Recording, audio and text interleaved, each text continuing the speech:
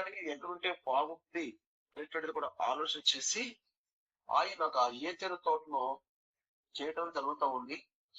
ఆ ఏతేరు తోటను తీసుకుని వచ్చి భూమి మీద పెట్టి ఆ సృష్టించిన నరుని తీసుకొచ్చి ఆ నరుణ్ణి ఆ ఏతేరు తోటలో పెట్టడం జరుగుతూ ఉంది.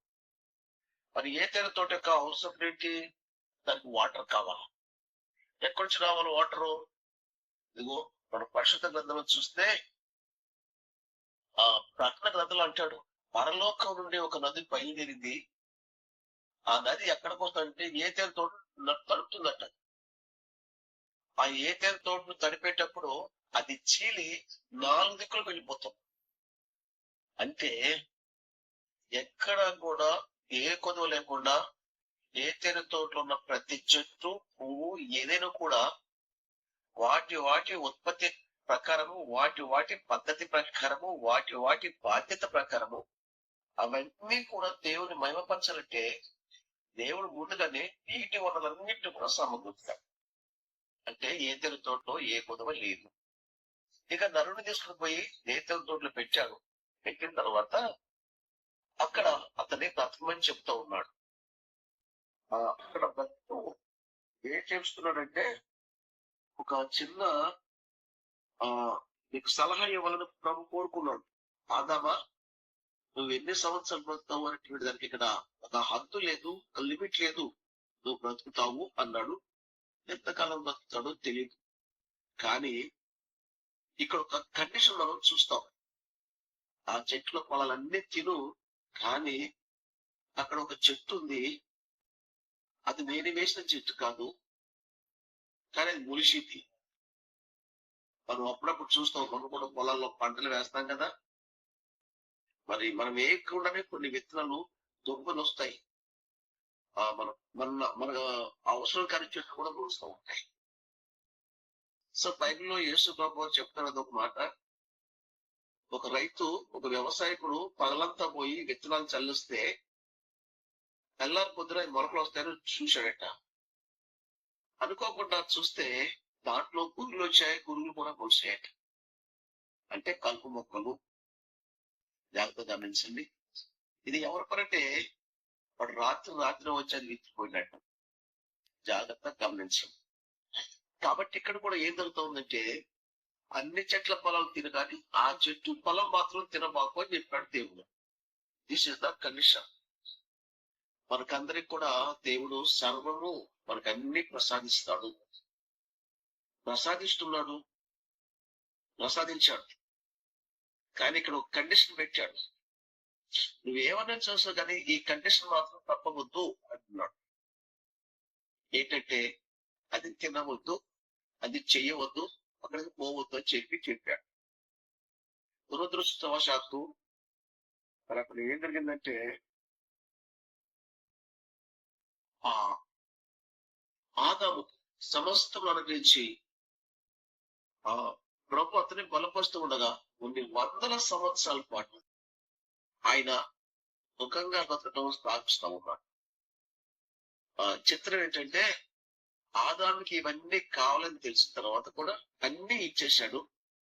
కానీ ఆ నరుడికి ఎక్కడో ఏదో ఒకటి కొదువ కలుగుతూ ఉంది. ఏంటి ఆ కొదువ అంటే, నరుడు ఒంటరిగా ఉండట మంచిది కాదు అన్నాడు. సృష్టి ప్రారంభం చేస్తూ తాను చేసిన పనిని కనుక మనం చూస్తే ఇది మంచిదిగా కనబడిను అంటూ మొదటి అధ్యాయంలో ఆ మాట రాస్తాడు. అంటే తాను చేసినవన్నీ మంచిగానే ఉన్నాయి. ఎవరికి మానవులు ఏంటి కూడా మంచిగానే ఉంది. కానీ ఇక్కడ మంచిగా లేనిది ఏంటంటే నరుడు ఒంటరిగా ఉండటం మంచిది కాదు అన్నాడు. అంటే ఆ ఆదాముకు ఏ లోపం ఉందో, లేకపోతే ఆదాం ఏది కొద్దో ఉండదో, లేకపోతే ఆదాంకి ఏ కొరత ఉన్నదో కూడా దేవుడు తెలుసుకుంటున్నాడు. ఇప్పుడు మీకు ఈ వాక్యం ఒక చిన్న సందేశం ఏంటంటే, నీ ప్రతి అవసరం కూడా ఆయన ఎరిగి ఉన్నాడు. ఆదాం ఎరిగి ఉన్న దేవుడు నీ అవసరాలు కూడా దేవుడు ఎరిగి ఉన్నాడు. ఎందుకంటే దేవుడు తనకు ఇష్టకరంగా ఆదామును చేశాడు.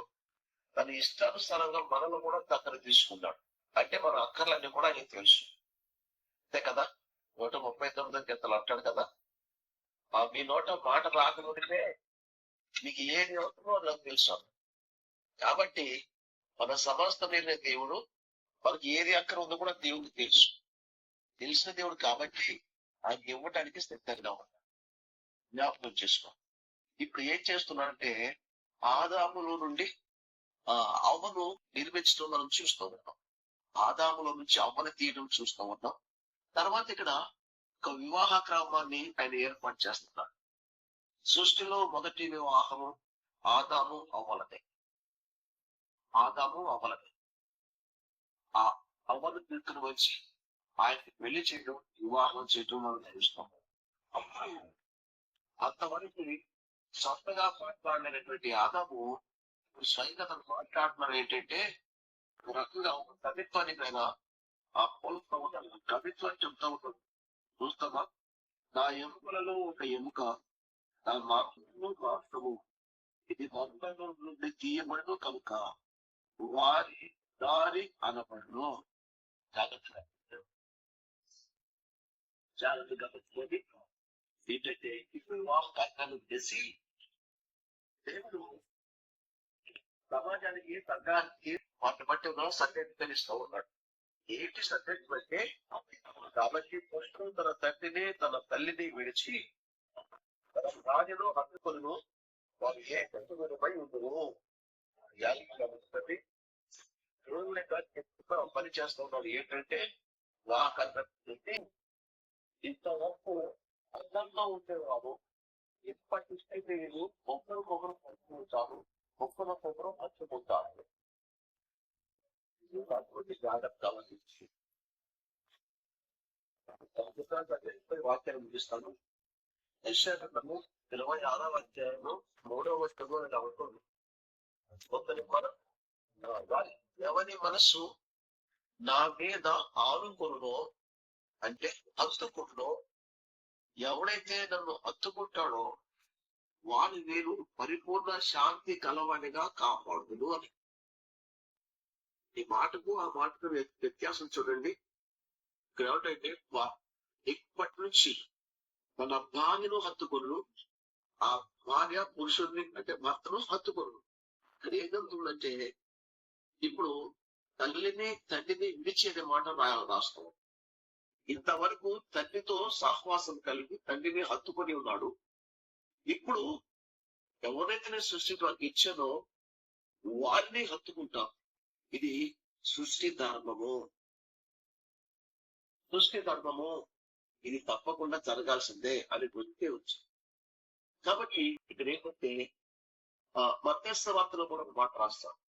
ఎవరు రాస్తారంటే ప్రభు చెప్పిన మాట, ఎప్పుడూ కూడా ఒకరికి ఒకరు ఎప్పుడు కూడా ఎవరు కూడా ఎడబాయకూడదు అంటాడు. ఇది సృష్టి ధర్మం.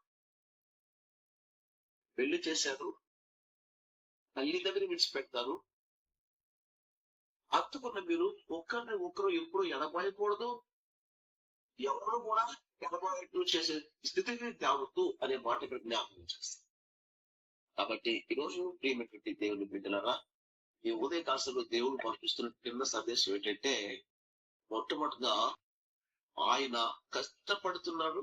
కష్టపడి 7వ దినము విశ్రాంతి తీసుకున్నాడు. ఆ విశ్రాంతి నాలుగా మార్చాడు.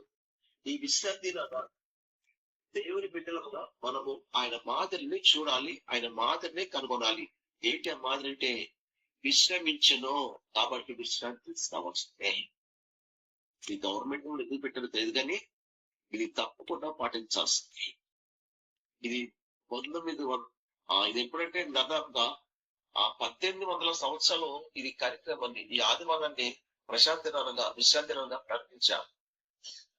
కొంచెం చరిత్ర ఉంది, అది పక్కన పెడదాం. కాబట్టి ఒకటి, మన జీవిత పయనంలో దేవుడి యొక్క మాదిరిని మనం అనుసరించడం మన సత్యం ఏంటంటే 7వ దినాన్ని త్యాగంగా పాటించాలి. నిర్గమాకాండం 20వ అధ్యాయంలో ఆ మాట చూస్తాం. విశ్రాంతి దినమును ఆచరించమంటాడు. రెండవది, ఆయన నరుని యొక్క అవసరం చూస్తాడు. నరునికి ఏది అవసరమో, నరునికి ఎలాంటి భద్రత కావాలో కూడా అన్నిటి చూసిన దేవుడు అన్నిటిని కూడా సమకూరుస్తూ ఉన్నాడు. ఎప్పుడైతే ఆ వ్యక్తి దేవుని మీద ఆధారపడ్డాడో, ఆ ఆధారపడ్డ వ్యక్తికి దేవుడు సమస్తము సమకూర్చుకోవాలని ఉన్నాడు. సంఖ్యలు అనుకుంటారు బహుశా అంటాడు. సమస్తము సమకూరి మేలు కొరకే జరుగును అని.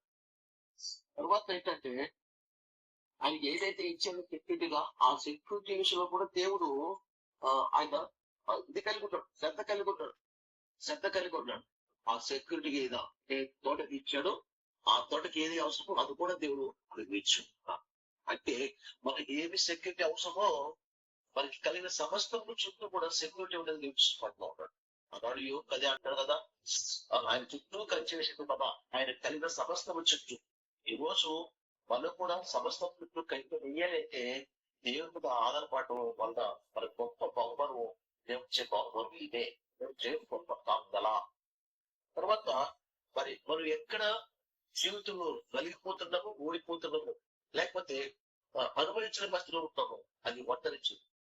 ఈ ఒంటరి జీవితంలో ఒంటరిగా ఉండటం మంచిది కాదు అని సమాజానికి సంఘానికి సవాల్ చేస్తున్నాడు, సవాలు చూస్తూ ఉన్నాడు. ఎందుకంటే నిజమే ఒంటరితనము చాలా భయంకరంగా ఉంటుంది, అది భరించలేదు, అది నరకానికంటే భయంకరంగా ఉంటుంది. కాబట్టి ఒంటరిగా ఉండటం మంచిది కాదని చెప్పని ఒకరికొకరు తోడు దేవుడు పిలుచున్నాను.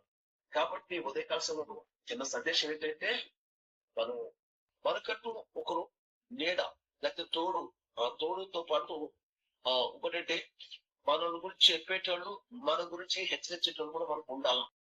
అది ఎక్కడ దొరుకుతుందంటే జీవితంలో ఒక మిత్రుడు అనేటోడు తప్పక ఉండాలి. ఆ మిత్రుడు మన గురించి ఆలోచించేవారై ఉండాల, మన కొరకు ఏమైనా చేయగల వారై ఉండాలి. ఆ మిత్రుడు ఎవరంటే ప్రముఖ మిత్రుడు యేసు ప్రభువు.